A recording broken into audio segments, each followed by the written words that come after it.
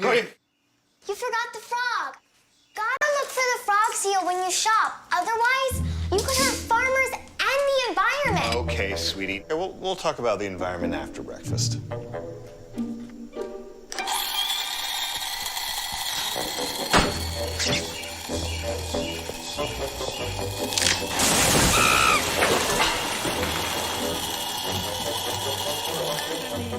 Ay, mira nomás, desgraciado mono, sácate de aquí, hijo de su madre, mira nomás.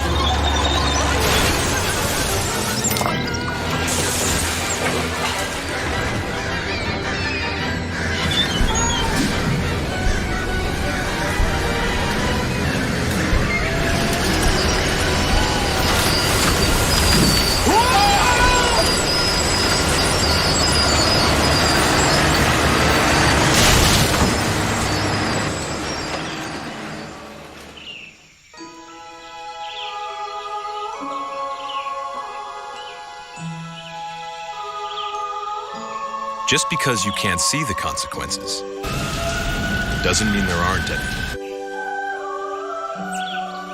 Support a healthy environment. Follow the frog.